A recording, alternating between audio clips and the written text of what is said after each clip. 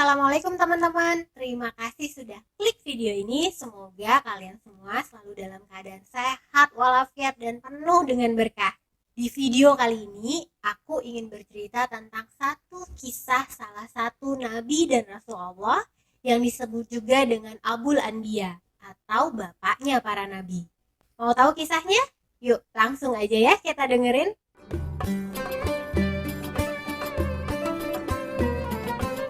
Kisah ini sendiri aku rangkum dari ceramahnya Ustadz Abu Humairah, Ustadz Khalid Basalamah, dan Ustadz Abdul Somad. Nabi Ibrahim adalah nabi yang sangat mulia. Beliau memiliki kedudukan utama di sisi Allah setelah Rasulullah. Beliau disebut seutama-utamanya para nabi. Dalam hadisnya Rasulullah menceritakan keutamaan Nabi Ibrahim. Pada saat Rasulullah menjalankan perjalanan Isra dan Mi'raj, Rasulullah pun bertemu dengan Nabi Ibrahim di langit ketujuh. Rasulullah mengatakan kalau wajahnya dengan wajah Nabi Ibrahim sangatlah mirip.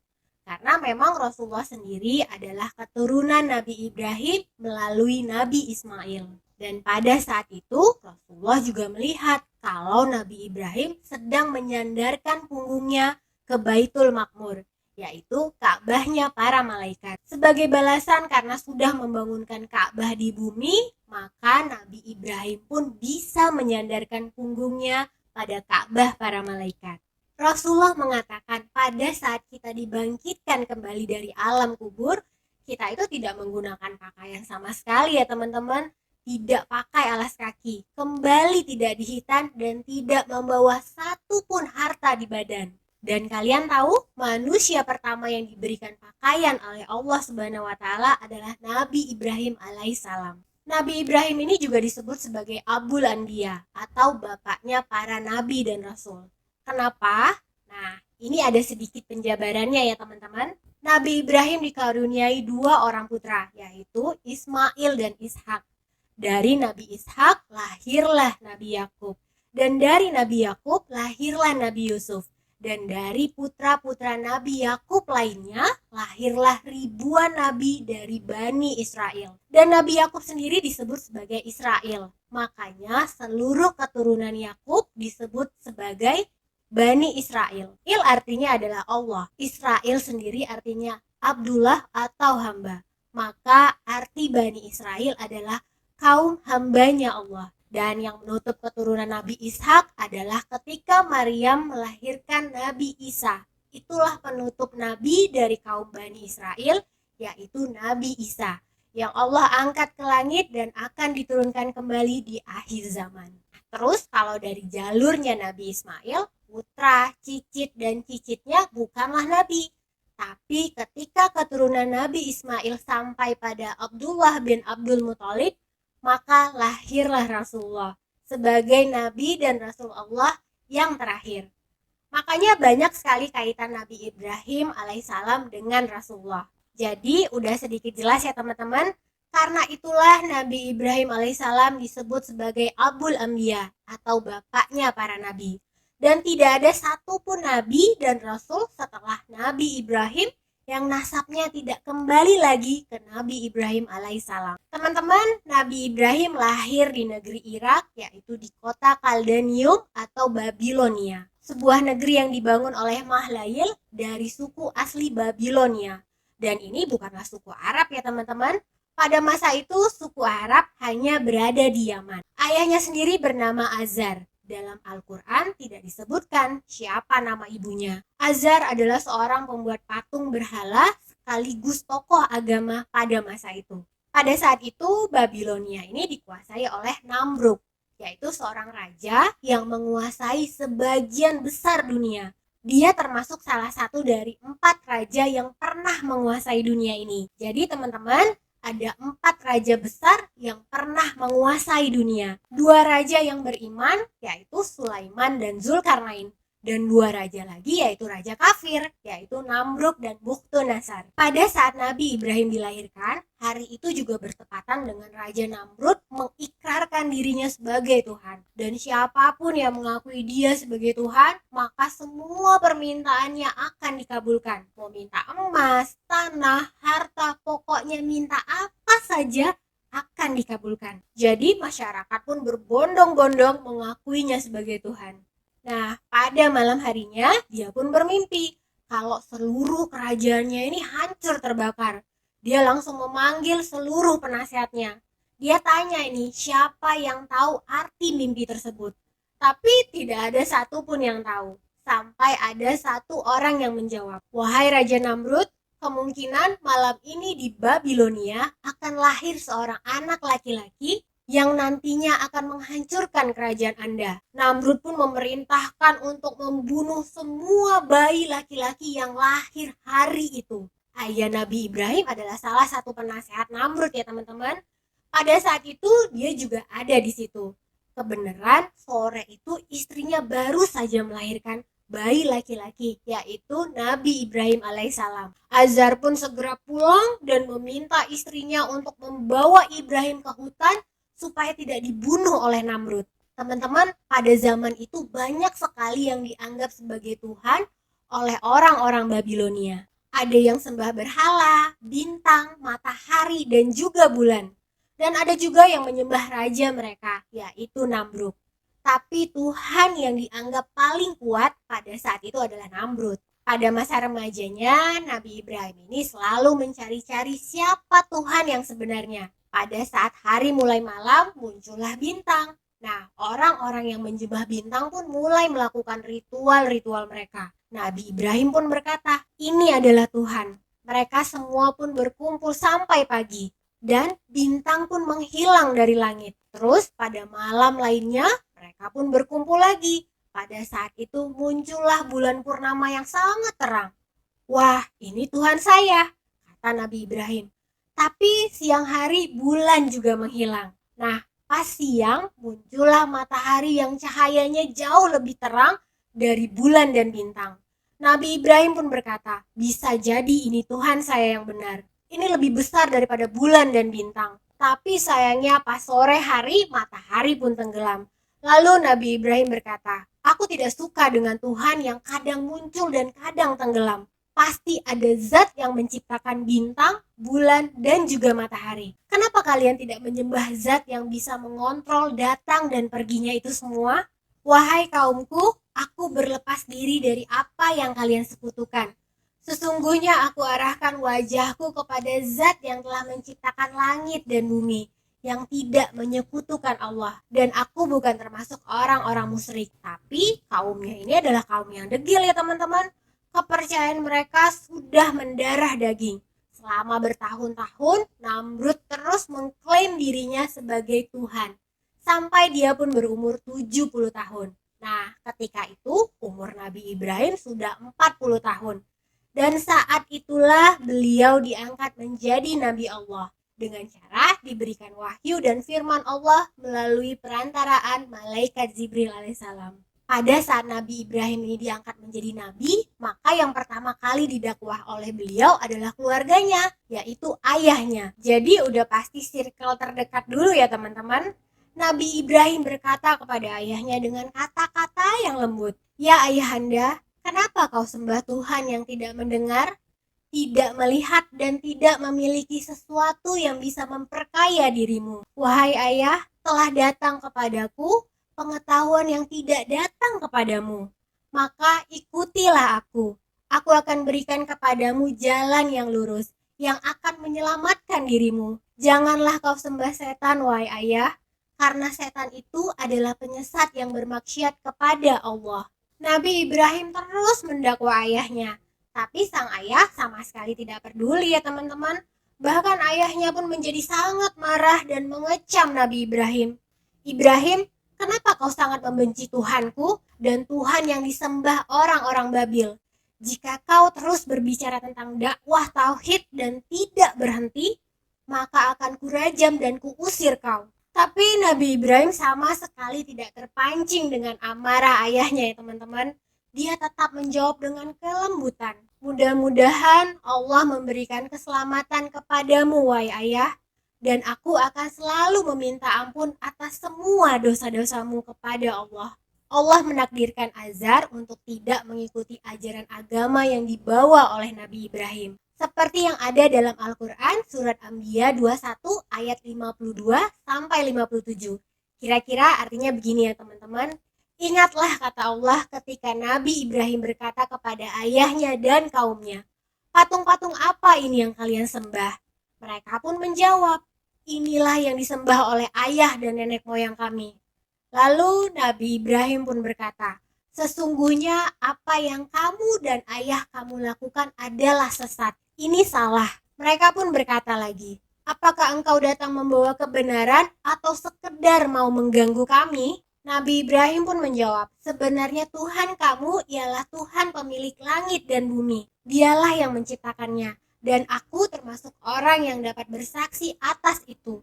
Dan aku akan memberikan bukti-bukti. Kalau kalian tidak mau, aku akan menghancurkan dan melakukan tipu daya terhadap Tuhan-Tuhan kalian ini. Pada hari pertama Nabi Ibrahim diutus menjadi nabi, dia pun langsung pergi ke tempat ibadahnya orang-orang Babilonia, yaitu satu kuil yang sangat besar, dibuat mirip seperti piramida Mesir, tapi bentuknya memanjang dan mempunyai banyak sekali anak tangga. Dan sampai saat ini puing-puing itu masih ada ya teman-teman. Coba aja kalian search di YouTube, pasti ketemu. Nah, di dalam kuil itu ada banyak sekali patung-patung yang disembah. Di antaranya ada patung Namrud. Masing-masing patung pun dikasih nama. Ada dewa matahari, dewa api, dewa bulan, dan banyak lagi. Tiap hari patung itu pun dikasih sesajen. Dan yang boleh ngebawain sesajen itu hanyalah penjaga kuil. Tidak boleh sembarangan. Karena nanti bisa kualat, bisa saja jadi sakit ataupun tangan dan kakinya terputus. Nah, waktu Nabi Ibrahim datang, ternyata ayahnya juga ada di situ. Nabi Ibrahim pun naik ke atas dan mendekati salah satu patung. Hai yang dianggap Tuhan oleh masyarakat Babilonia, apa kau tidak marah aku mengambil sesajenmu? Kata Nabi Ibrahim sambil mengambil sedikit sesajen. Dia mengulangi itu 2 hingga 3 kali. Tapi tidak ada jawaban sama sekali. Semua orang yang ada di sana pun ngeliatin Nabi Ibrahim. Karena tidak ada jawaban sama sekali, Nabi Ibrahim pun ngelempar sesajen itu ke muka patung-patung itu. Tetapi tetap tidak ada reaksi apapun. Nabi Ibrahim pun berkata lagi, hai yang dianggap Tuhan oleh masyarakat Babilonia, apa kau tidak bisa lawan saya? Kau tidak marah aku lempar dengan sesajenmu sendiri. Dia ulangi lagi kata-kata itu, tetapi tidak ada sahutan sama sekali. Nabi Ibrahim pun pindah ke patung selanjutnya.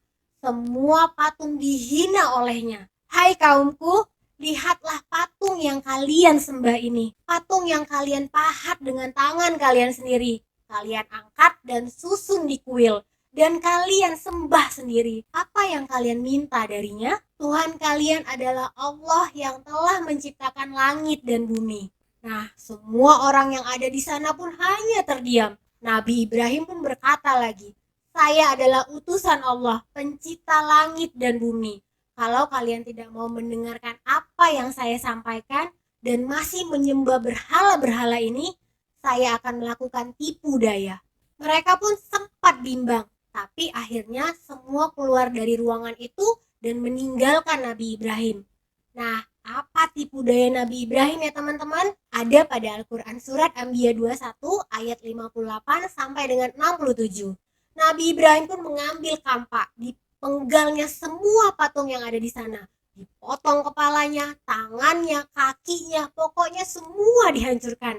Di tengah-tengah ruangan ada satu patung yang paling besar, yaitu patung Raja Namrud. Nabi Ibrahim sama sekali tidak menghancurkannya, tapi dia potong-potong patung ular, patung singa, dan diletakkan di paha patung Namrud. Dan kampaknya juga diletakkan di patung Namrud.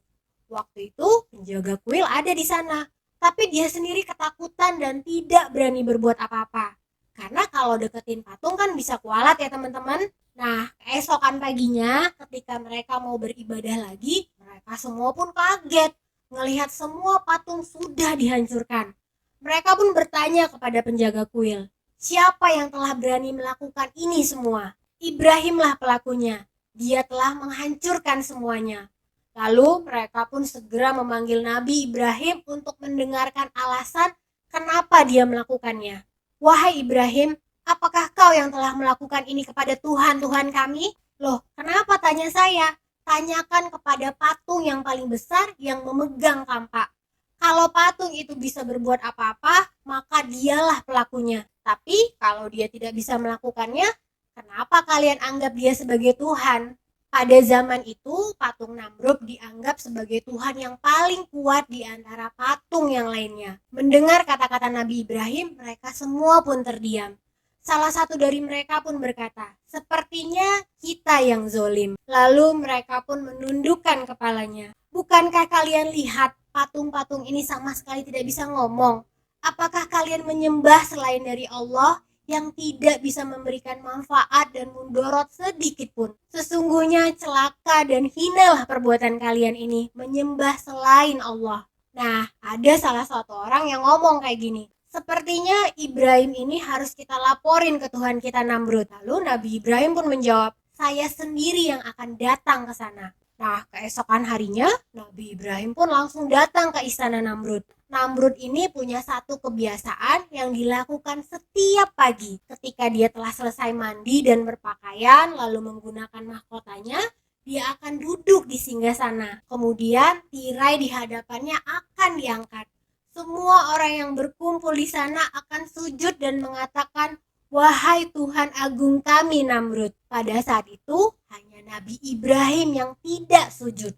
40 tahun Namrud disujuti orang-orang dan tidak pernah ada yang membangkang kecuali saat itu. "Siapa kau? Kenapa kau tidak bersujud kepadaku? Hai Namrud, bagaimana mungkin aku mengaku dirimu adalah Tuhan? Kau adalah manusia biasa sama seperti saya, seperti kami semua. Punya 2 mata, 2 tangan, dan 2 kaki. Kau pun dilahirkan dari bayi, anak-anak, remaja, tua, dan kau juga akan mati. Dan yang menghidupkan dan mematikan adalah Allah, bukan dirimu. Tuhanku, Tuhanmu, dan Tuhan kita semua." Tidak pernah ada orang yang melakukan ini kepada Raja Namrud. Semua orang yang lagi sujud pun segera mengangkat kepalanya melihat kejadian itu. "Baiklah Ibrahim, jika Tuhanmu bisa menghidupkan dan mematikan, aku juga bisa." Namrud pun memerintahkan menangkap 2 orang laki-laki yang sedang lewat di depan istana. Laki-laki pertama itu dikasih banyak hadiah dan dilepaskan begitu saja. Sedangkan laki-laki yang kedua dibunuh dan mati di tempat. "Lihat, aku telah menghidupkan dan mematikan orang." Padahal bukan itu maksudnya ya teman-teman. Ini hanyalah akal-akalan Namrud saja. Lalu malaikat Jibril alaihissalam pun datang dan menyampaikan kepada Nabi Ibrahim, percuma berdialog dengan orang ini di dunia.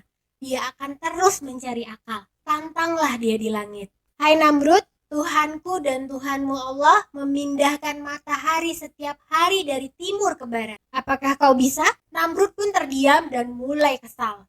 Dia pun memerintahkan untuk memenjarakan Nabi Ibrahim. Namrud ini ingin membunuh Nabi Ibrahim, tapi bukan dengan cara yang biasa ya teman-teman.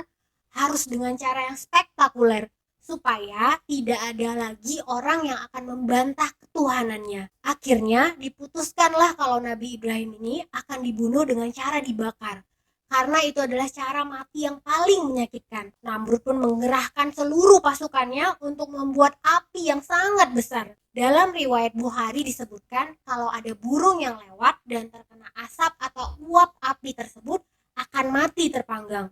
Jadi segitu panasnya api tersebut.